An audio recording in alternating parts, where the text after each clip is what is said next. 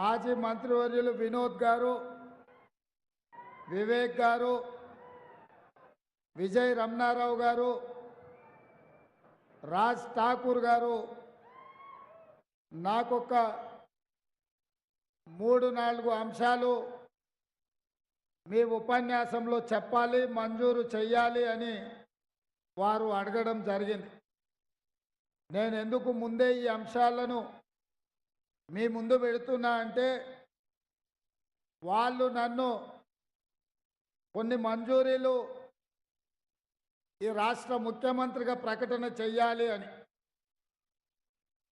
వాటిని నేను మంజూరు చేయాలంటే వారు కూడా కొంత కష్టపడాలనే ఉద్దేశంతో వాటిని ప్రస్తావించదలుచుకున్న. ఒకటి, పెద్దలు శ్రీధర్ బాబు గారు, అట్లూరు లక్ష్మణ్ గారు పత్తిపాక రిజర్వాయర్ గురించి మాట్లాడినరు. తప్పకుండా పత్తిపాక రిజర్వాయర్ మంజూరు చేసి మీ కష్టాలు తీరవడం జరుగుతుంది. పాలకుర్తి లిఫ్ట్ పనులను పూర్తి చేయాల్సిన బాధ్యత కూడా ఈ ప్రభుత్వం తీసుకుంటుంది. అదేవిధంగా మూడవది, రామగుండంలో పవర్ స్టేషన్ని 800 మెగావాట్లది నిర్మించాలి అని మిత్రుడు రాజ్ ఠాకూర్ గారు ఈ విషయం కూడా చెప్పిండ్రు. ఇదే కాకుండా ఈ ప్రాంతంలో మా నేతకాని సోదరులు చాలామంది ఉన్నారు. నేతకాని సోదరులకు ఒక కార్పొరేషన్ని మీరు ఏర్పాటు చేసి వాళ్ళ అభివృద్ధి కోసం నిధులను కేటాయించాలి అని నన్ను అడగడం జరిగింది. మరి నేను అడుగుతున్న మా నాయకులను, ఇక్కడ ఉన్న మా కుటుంబ సభ్యుల్ని, మీరు అడిగిన అన్నీ నేను మంజూరు చేస్తా. కానీ 7 నియోజకవర్గాలల్లో ప్రతి నియోజకవర్గంలో 30,000కు తగ్గకుండా 2 లక్షల పైన మెజారిటీ ఇచ్చి గడ్డం వంశీని మీరు ఎంపీగా గెలిపించుకొని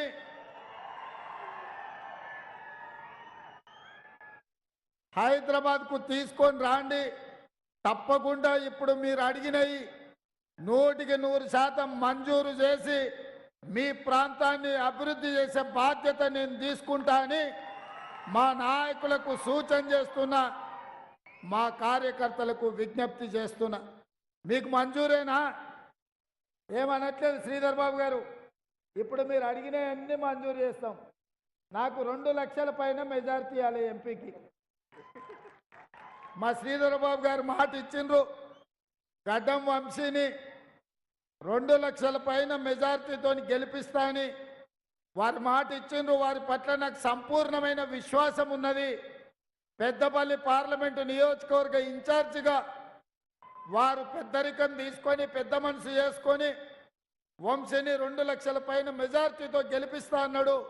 మీరందరు పెద్ద ఎత్తున చప్పట్లు కొట్టి శ్రీధర్ బాబు గారికి మనం అభినందనలు తెలియజేద్దాం.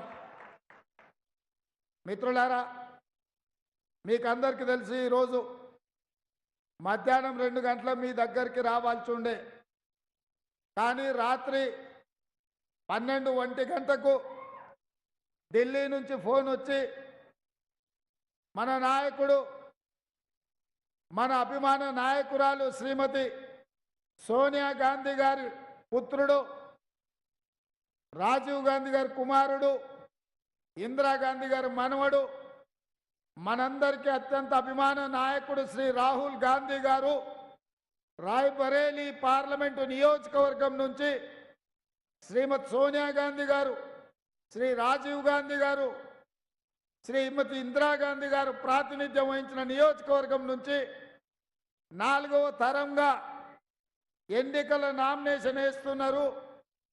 మీరు ఆ నామినేషన్కు హాజరు కావాలి అని ఢిల్లీ నుంచి ఫోన్ రావడం జరిగింది. ఉదయాన హుటాహుటిన విమానం లేకపోతే ఎక్కడో ఉంటే ఆ విమానం తెప్పించుకొని మన పెద్దలు ఏఐసిసి అధ్యక్షులు మల్లికార్జున్ ఖర్గే గారిని కూడా వారితో పాటు రాయ్బరేలీ వెళ్ళి అక్కడ రాహుల్ గాంధీ గారి నామినేషన్ ప్రక్రియలో పాల్గొంటూ అక్కడ ర్యాలీలో లేట్ అవుతుంటే మా లక్ష్మణ్ కుమార్ గారు ఫోన్ చేసి ఒకటే మాట చెప్పిండు, ఎంత ఆలస్యమైనా మీరు ధర్మపురి రావాల్సిందే, వేలాది మంది వచ్చి ఇక్కడ ఉన్నారు, చీకటి అయినా సరే కరెంటు ఉన్నా లేకున్నా మీ హెలికాప్టర్ దిగినా దిగకపోయినా రోడ్డు మార్గం ద్వారా మీరు రావాల్సిందే, మా కార్యకర్తలకు మాట ఇచ్చినా నా మాట పోతుంది, నాకు అవమానం అవుతుంది, మీరు రావాల్సిందే అని చెప్పి మీ లక్ష్మణ్ కుమార్ గారు హుకుం జారీ చేసిండ్రు. ఇక మరి మీ పెద్దపల్లి ధర్మపురోలు హుకుం జారీ చేస్తే వినాల్సిందే కదా. అందుకే సోనియా గాంధీ గారికి, మల్లికార్జున్ ఖర్గే గారికి, రాహుల్ గాంధీ గారికి చెప్పి వారి నామినేషన్ అయిన వెంబడే వారు పూజా కార్యక్రమంలో పాల్గొంటుంటే అక్కడికి వెళ్ళి దైవ దర్శనం చేసుకొని అక్కడ ఆశీర్వాదం తీసుకొని సోనియమ్మతోని బయలుదేరి ఉటావుటున రాయబరేలి నుంచి బేగంపేట విమానాశ్రయానికి వచ్చి అక్కడి నుంచి ఇప్పుడు మీ ముందుకు వచ్చిన ఎర్రటెండ మిట్ట మధ్యాహ్నంలో మొదలైన ఈ సభ ఇవాళ చీకటైనా ఇన్ని వేల మంది ఇక్కడ నిలబడి గడ్డం వంశీని ఆశీర్వదించడానికి ఉన్నందుకు నాకు సంపూర్ణమైన విశ్వాసం, నమ్మకం కలిగింది. మీరందరూ ఉన్నందుకు మీకు అందరికీ మనస్ఫూర్తిగా కృతజ్ఞతలు తెలియజేస్తున్నా.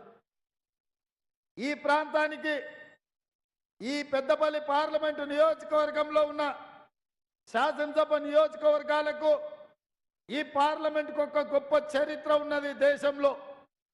ఈ ప్రాంతంలో మంతని శాసనసభ నియోజకవర్గం ఉంది.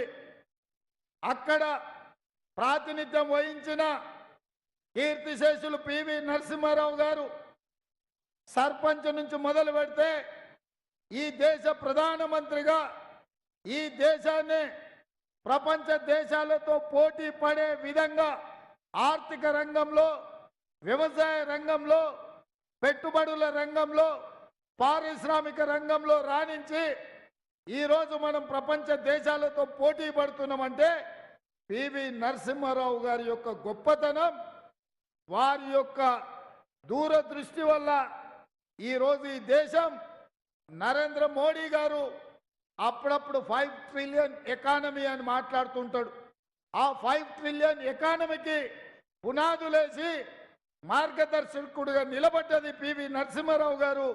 వారు ప్రాతినిధ్యం వహించిన నియోజకవర్గం మన మంతని నియోజకవర్గం.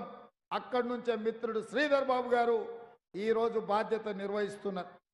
అదే కాకుండా ఈ ప్రాంతం నల్ల బంగారం, సింగరేణి బొగ్గు గనులు, ఈ సింగరేణి పరిశ్రమ ఆనాడు నిజాంల నుంచి ఉమ్మడి రాష్ట్రంలో కావచ్చు, ఈనాడు తెలంగాణ రాష్ట్రంలో దాదాపుగా 50,000 కుటుంబాల సింగరేణి కార్మికులు ఈ ప్రాంతంలో ఉండడమే కాదు, ఒక భుజాన